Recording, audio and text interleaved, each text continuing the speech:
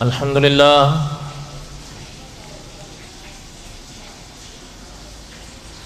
الحمدللہ حمدا کثیرا طیبا کما امر ونشهد ان لا الہ الا اللہ وحدہ لا شریک لہ ونشهد ان سیدنا وسندنا ومولانا محمدا عبدہ ورسولہ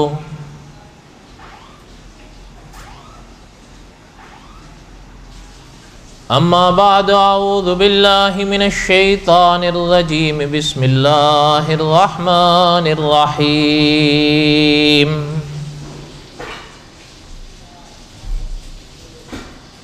الف لام را تلک آیات الکتاب المبین انا انزلناہ قرآنا عربیا لعلکم تعقلون نحن نقص علیک احسن القصص بما اوحینا الیک ھذا القرآن وَإِن كُنْتَ مِن قَبْلِهِ لَمِنَ الْغَافِلِينَ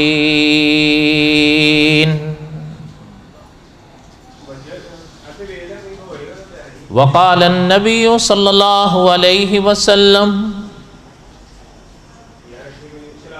أنا آخر الأنبياء وأنتم آخر الأمم صدق اللہ العظیم وصدق رسولہ النبی الکریم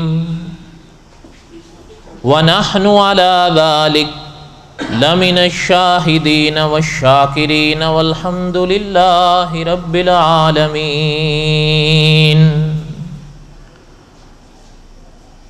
اللہم صلی علی محمد وعلی آل محمد کما صلیت علی ابراہیم وعلی آل ابراہیم انک حمید مجید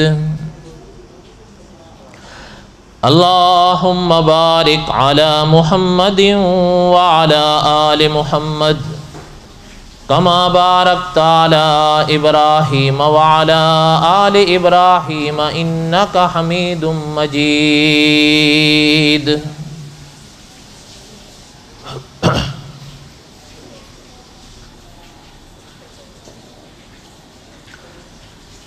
ساری تعریفیں اس خدا کے لیے جس نے یہ جہاں بنایا، صدق دل سے لا تعداد مرتبہ درود و سلام اللہ کے ان عظیم رسول پر جن کو اللہ نے خاتم النبیین بنایا۔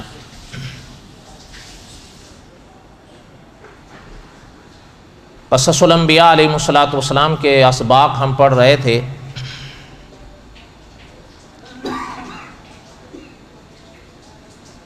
اور آج بھی اسی سبق کو آگے پڑھنا ہے انشاءاللہ۔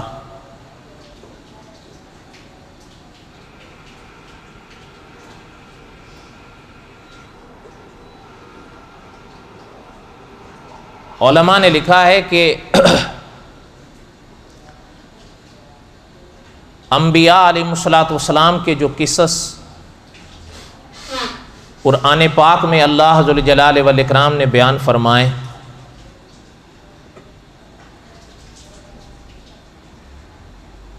اس میں سینکڑوں اسباق ہیں ہر انسان کے لیے۔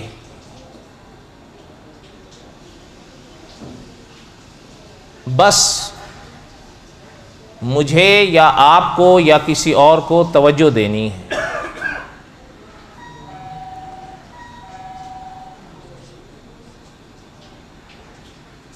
قصص الانبیاء کے سبق میں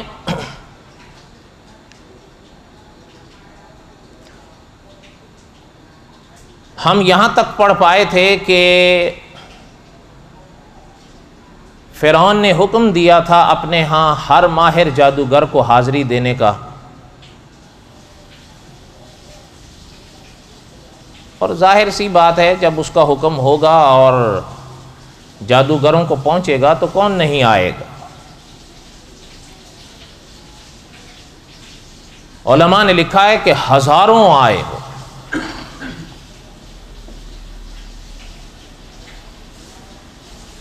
کتنے آئے اس کا کچھ نہ کچھ خلاصہ میں نے کسی سابق درس میں پڑھا ہے، بس اس کا مجموعہ سمجھ لیں ہزاروں آئے۔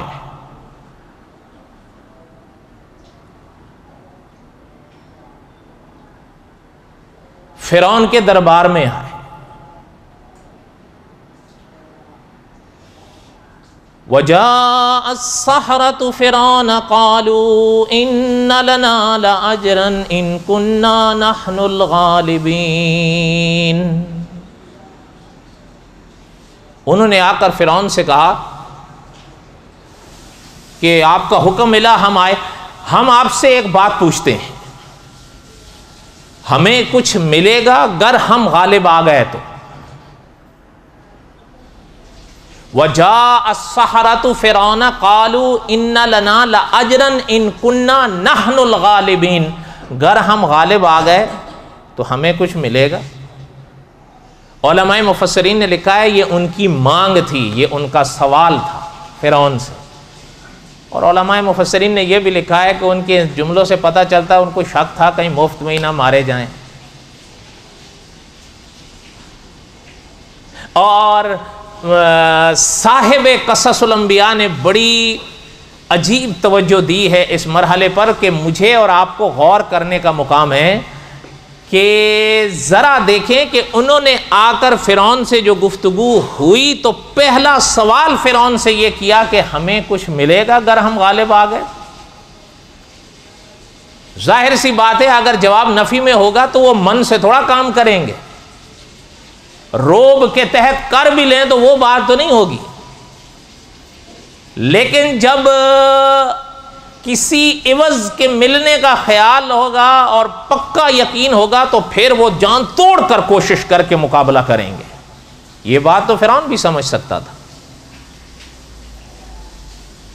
لیکن صاحب قصص الانبیاء کی جو بات عرض کرا تھا انہوں نے بڑی عجیب توجہ دی ہے کہ ذرا غور کریں، یہ فرق ہوتا ہے اہل حق اور اہل باطل۔ باطل جب بھی کوئی کام کرے گا وہ دیکھے گا کہ مجھے ملے گا کیا، اہل حق یہ نہیں دیکھتے۔ خود قرآن پاک میں کئی مقامات پر اللہ نے پیغمبر کی پاک زبانی یہ اعلان فرمایا، لا اسألکم علیہ اجرا، ہم تم سے اس پر کوئی اجر نہیں مانگتے، ان اجری الا علی اللہ، ہمارا اجر تو اس ذات کے پر ہے جس کو اللہ کہتے ہیں، انہوں نے اپنے ذمے لیا ہے، ہمارا بدلہ ہمارا اجر وہ ذات دے۔ علماء قصص نے لکھا ہے کہ یہ فرق ہوتا ہے اہل حق اور اہل باطل۔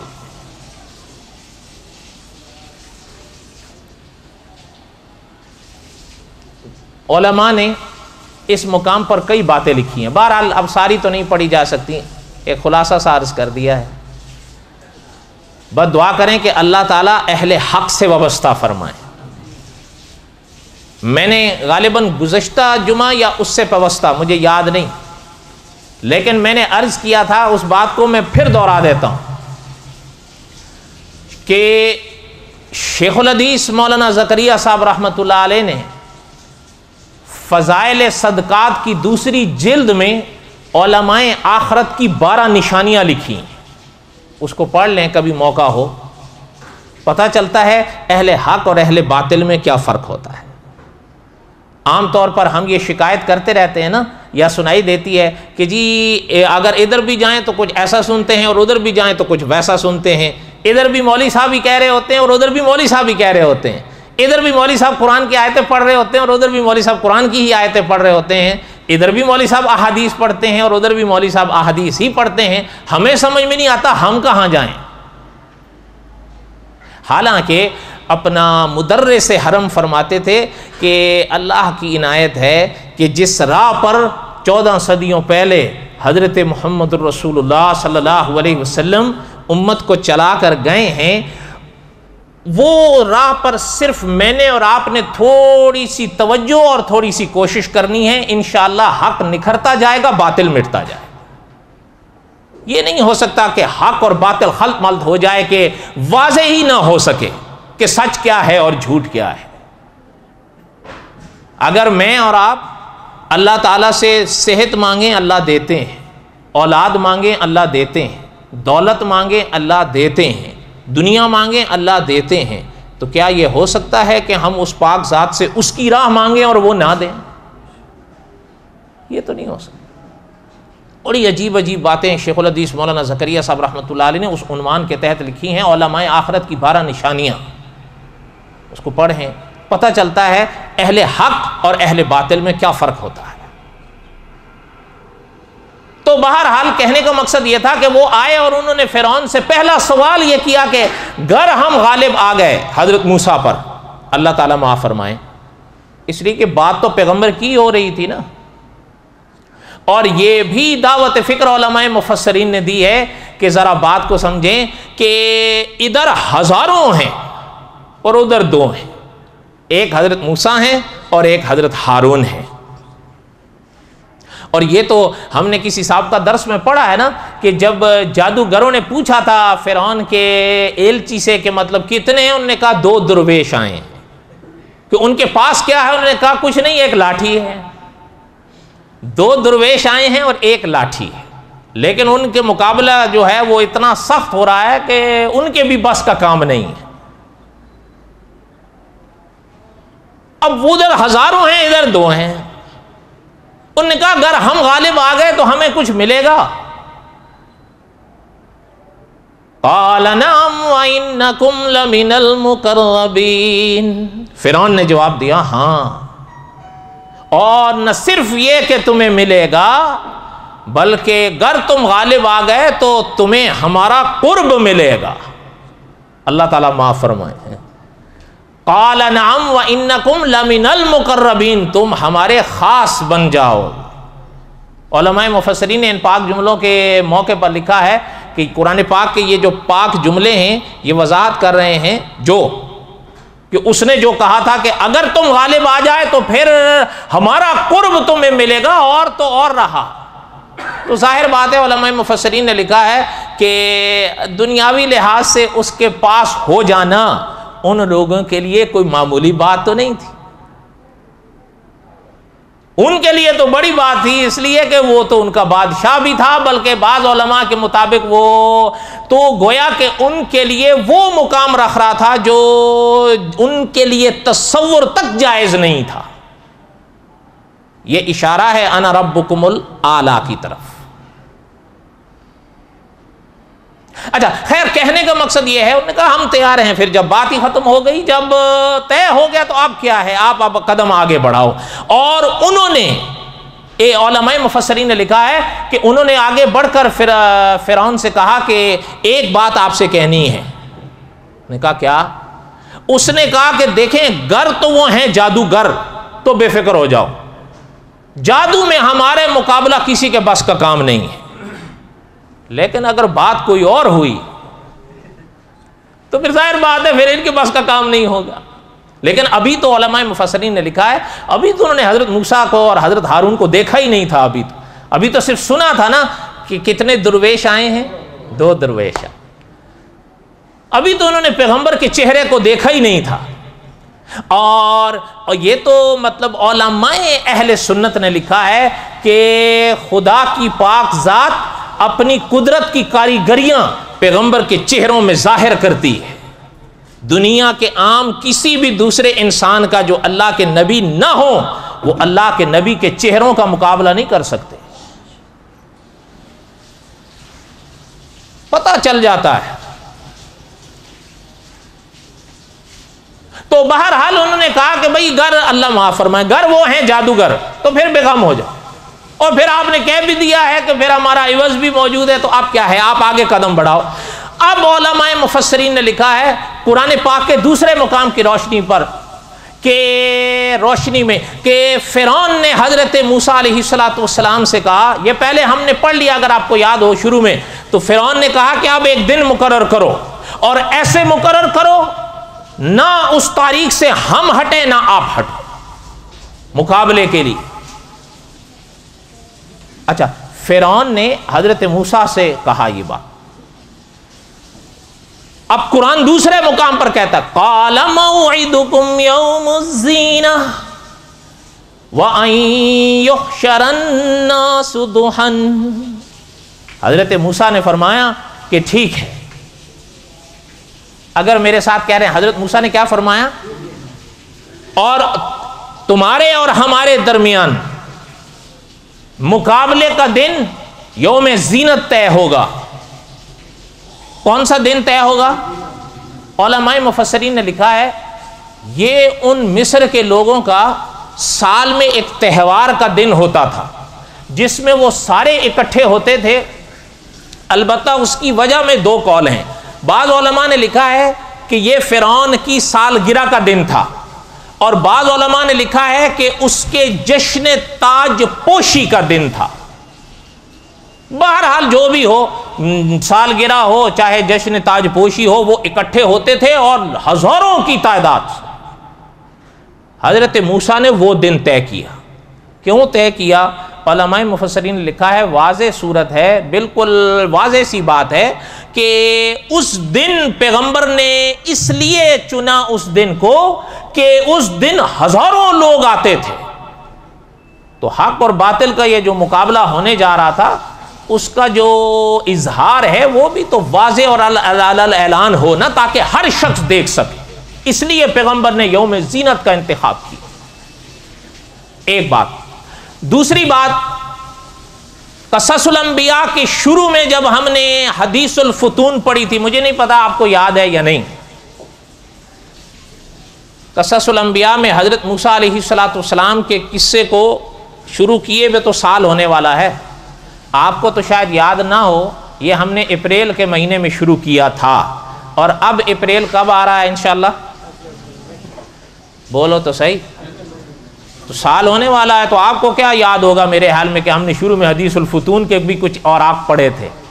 اس حدیث الفتون میں حضرت سعید ابن جبیر رحمۃ اللہ علیہ فرماتے ہیں کہ حضرت ابن عباس رضی اللہ عنہما نے مجھ سے یہ بات فرمائی تھی کہ یوم زینت جو ان مقرر ہوتا تھا وہ محرم میں ہوتا تھا اور محرم کی 10 کو ہوتا تھا. حضرت کا یہ فرمان مولانا عبد الرحمن صاحب رحمۃ اللہ علیہ نے اپنی کتاب ہدایت کی چراغ میں لکھا ہے حضرت سعید ابن جبیر رحمۃ اللہ علیہ کے حوالے سے. اور حضرت فرماتے ہیں کہ ہمیں یہ بات حضرت ابن عباس نے بتائی تھی رضی اللہ تعالی عنہما. تو بہرحال حضرت موسیٰ نے فرمایا کہ وہ دن طے ہے. یہ تو ہو گیا دن یوم زینت کا. قال موعدکم یوم الزینہ یہ تو دن ہو گیا. وَأَن يُحْشَرَ النَّاسُ ضُحًى اب وقت پیغمبر نے فرمایا وقت وہ وقت جس کو دہن کہا جاتا ہے. علماء مفسرین نے لکھا ہے دہن وہ وقت ہوتا ہے جب عرب میں اونٹ یا اونٹنیوں کے بچوں کے پاؤں ریت سے جلنے لگتے ہیں اس وقت کو دہن کہتے ہیں. اگر اس کو سمجھنا مشکل ہو تو علماء مفسرین نے لکھا ہے یہ وہ وقت ہوتا ہے عرب میں جسے آپ کے اور ہمارے ہاں دوپہر کا وقت کہتے ہیں. اگر یہ بھی سمجھنا مشکل ہو تو مولانا عبد الحمید سواتی رحمۃ اللہ علیہ نے لکھا ہے 9 اور 10 کا وقت. صبح کے 9 اور 10 کا وقت یہ وہ وقت ہوتا ہے جسے دہن کا وقت کہتے ہیں. اور یہ وہ وقت ہے جس وقت کو آپ کے اور ہمارے ہاں علماء صوفیاء چاشت کی نماز کا وقت کہتے ہیں. تل کا اپنا صلاۃ الاوابین. توجہ میری طرف رہے یہ تو آتے رہیں گے جاتے رہیں گے. تل کا صلاۃ الاوابین اس کو کیا کہتے ہیں ہمارے ہاں نماز چاشت. ویسے تھوڑا سا ہو سکتا ہے آپ کے ذہن میں آئے کہ صلاۃ الاوابین تو ہم مغرب کے بعد پڑھتے ہیں تو یہاں صلاۃ الاوابین کیسے ہو گیا؟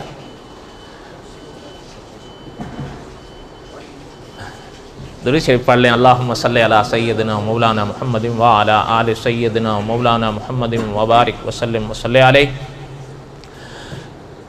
کہ آپ اور ہم تو جو مغرب کے نفل پڑھتے ہیں صلاۃ الاوابین، تو ہم اسے کہتے ہیں تو چاشت کی نماز کو۔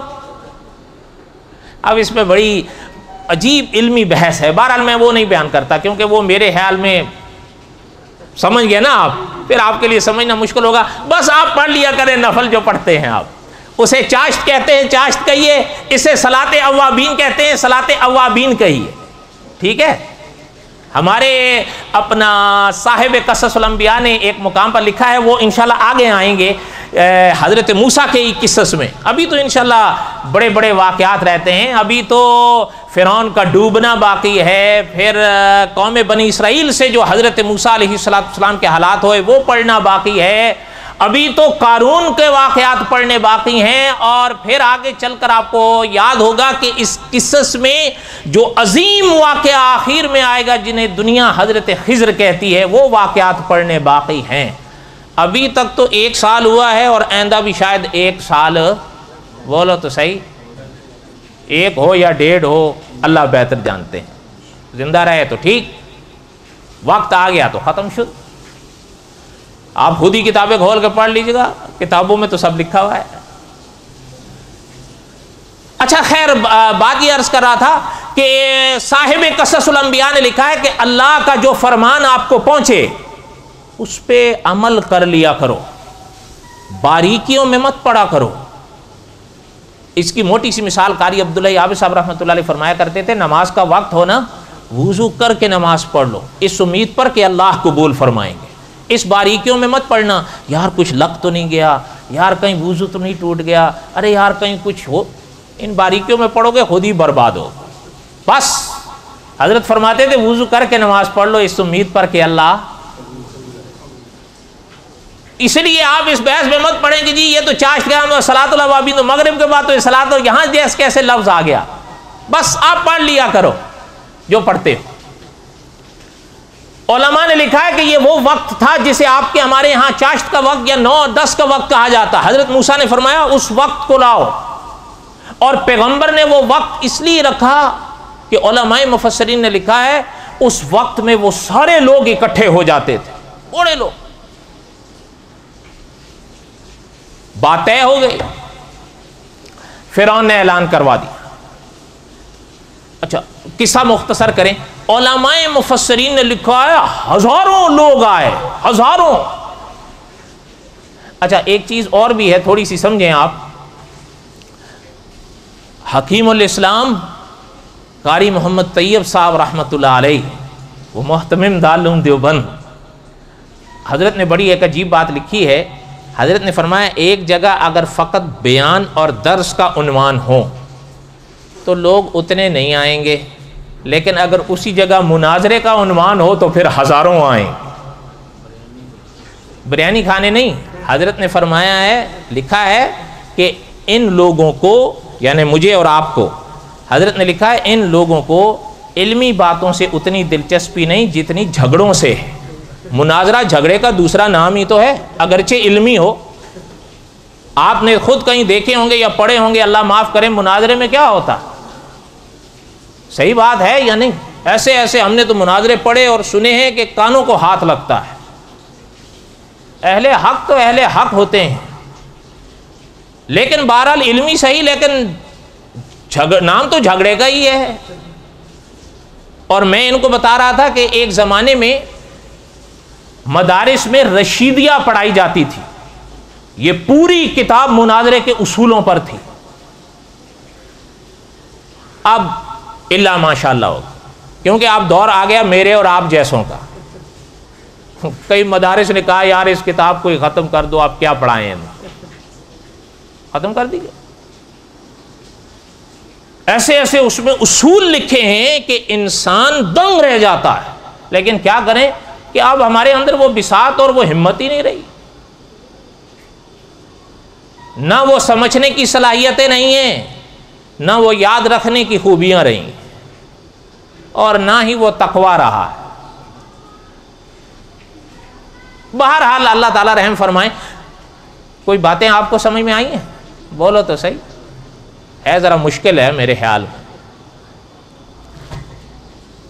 علماء نے لکھا ہزاروں آئے، چونکہ بات مقابلے کی تھی نا، این ممکن ہے کہ اس سے بھی زیادہ آ گئے ہوں جس سے پہلے آتے ہوں، یا ہو جس طرح پڑھنے میں آتا ہے کہ پہلے بھی ہزاروں آئے تھے اس بار بھی آئے، یہ بھی ممکن ہے، واللہ عالم. البتہ اتنا علماء نے لکھا ہزاروں آئے لوگ دیکھنے کے لیے کہ کیا ہوتا ہے. اب علماء نے لکھا ہے فرعون آ کر بیٹھا. ظاہر بات ہے اگر اس کے سالگرہ کا دن تھا یا جشن تاج پوشی کا دن تھا تو وہ تو بادشاہ تھا، اس نے تو بیٹھنا تھا تخت پر. اور جو تھے اپنا جادوگر وہ بھی آئے اور ہزاروں کی تعداد سے. اور مولانا ادریس کاندلوی رحمۃ اللہ علیہ نے لکھا ہے کہ جو جادوگر تھے نا وہ آئے اور انہوں نے اس جگہ پر 1 میل لمبائی میں اور 1 میل چوڑائی میں میدان کو مقرر کیا. 1 میل لمبا اور 1 میل، اور یہ مجھ سے بہتر آپ جانتے ہیں یہ جو میل ہوتا ہے یہ کلومیٹر سے بڑا ہوتا ہے. اچھا جب یہ آئے، قصہ مختصر کریں، علماء نے لکھا ہے قرآن پاک کی روشنی میں کہ حضرت موسیٰ اور حضرت ہارون سامنے آئے. تو ظاہر بات ہے ان میں آگے تو حضرت موسیٰ تھے نا، بات بھی انہی سے ہوتی تھی، اور صاحب رسالت بھی حضرت موسیٰ ہی تھے، اور لاٹھی بھی انہی کے ہاتھ میں تھی. اچھا جب وہ سامنے آئے تو اب فرعون نے ان کو بھی اشارہ کیا اب یہ بھی آئے. لیکن مولانا امیر عظیمت رحمۃ اللہ علیہ نے اس مقام پر بڑی عجیب بات ارشاد فرمائی تھی کہ جب وہ سامنے آئے ان کی پہلی نظر حضرت موسیٰ اور حضرت ہارون کے چہرے پر پڑی. علماء مفسرین نے لکھا ہے کہ وہ آپس میں ایک دوسرے کو جو قریب تھے کہنے لگے کہ یار کوئی بات سمجھ میں نہیں آ رہی. کہا کیوں؟ کہا یہ نہ سن لے. کون؟ اس کا روب تو تھا، وہ تو میخوں والا فرعون کا قرآن نے کہا ہے اس کو. آپ اور ہم تو محاورے سنتے تھے نا کہ دیواروں میں چنوا دیا، وہ حقیقت میں اس پہ عمل کرواتا تھا. تو انہوں نے کہا یار بات یہ ہے کہ ہم جادو سے مقابلہ کرنے آئے ہیں اور اپنے ذہن میں جادو کا مقابلہ جادو سے کرنے آئے ہیں، لیکن یہ چہرے جادوگروں کے نہیں ہیں. اب غور سے سننا بات. اب جب سامنے آئے تو علماء نے لکھا ہے قرآن پاک کی روشنی میں کہ حضرت موسیٰ علیہ السلام نے پہلے ان کو سمجھایا کہ دیکھو حق کا مقابلہ جادو سے نہیں کرو.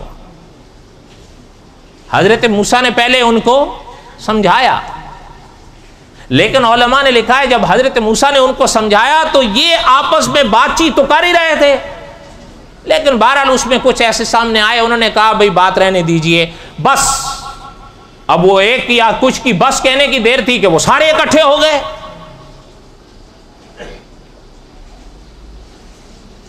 اب وہ سارے جب اکٹھے ہوئے قالوا یا موسیٰ، کہنے لگے ہے موسیٰ اما ان تلقیا، آپ پہل کرو گے.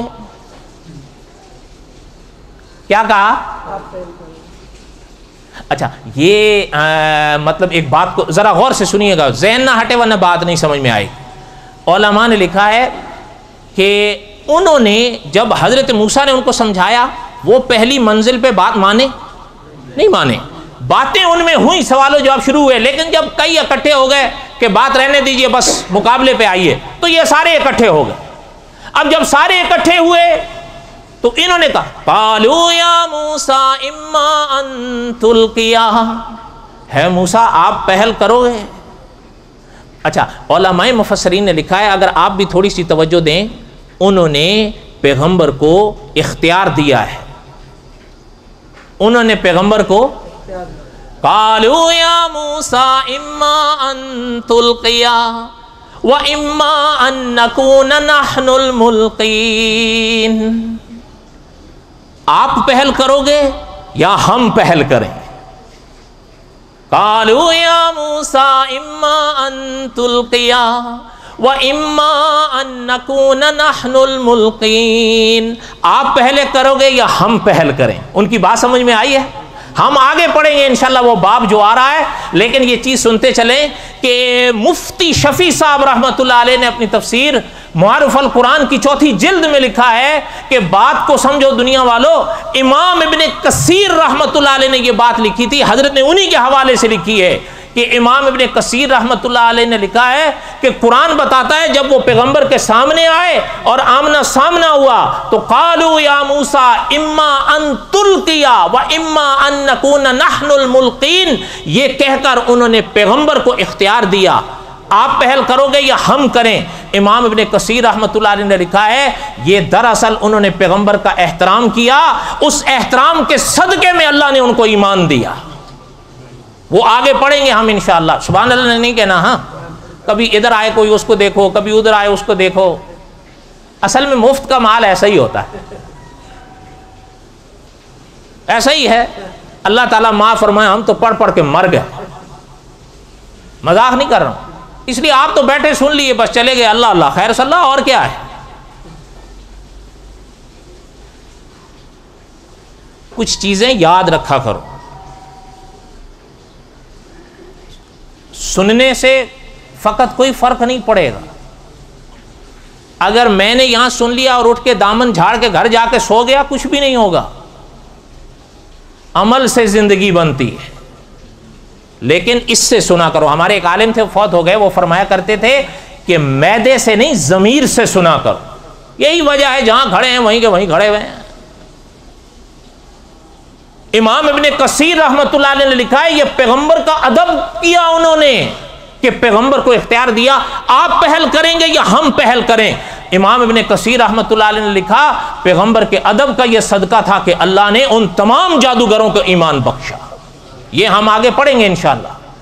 اور اگر اس میں تھوڑا سا وہ ترجمہ یاد کر لو کہ جب ابتدا میں ہم نے پڑھا تھا، جب حضرت آسیہ کی گود میں حضرت موسیٰ آئے تھے تو حضرت آسیہ نے جو بات ارشاد فرمائی تھی حضرت موسیٰ کے لیے آنکھوں کی ٹھنڈک کی، تو فرعون نے کیا کہا تھا؟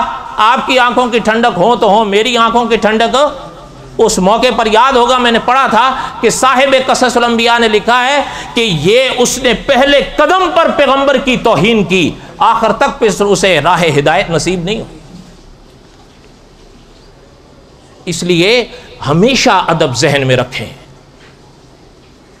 اچھا، ایک بہرحال ربط ہے یعنی، لیکن مجھے ادب کے حوالے سے ایک بات یاد آئی۔ اس پاک درگاہ کا بھی ایک ادب ہے، اس کو بھی ذہن میں بھی، یہ نہیں کہ صرف آپ، میں بھی اور آپ بھی، اور کوشش کیا کریں۔ یہ زندگی آج ہے، کل کوئی پتہ نہیں ہوگا، یہ آنکھیں بند ہو جائیں گی، پھر میں اور آپ لاکھ عمل کرنا چاہیں گے، پھر موقع نہیں ملے، اور اگر موقع ملے گا بھی تو علماء نے لکھا اس کی قیمت نہیں ہوگی۔ آپ پڑھ لیں، یہ علماء آخرت نے لکھا ہے کہ اس کی پھر قیمت کوئی نہیں ہوگی۔ کیوں؟ یہ آنکھیں بند ہونے کے بعد تو سب کچھ روشن ہو جائے گا، پھر تو میں اور آپ سجدے سے سر اٹھانے کے لیے تیار ہی نہیں ہوں گے، پھر اس سجدے کی قیمت کچھ نہیں۔ وما علینا الا البلاغ المبین۔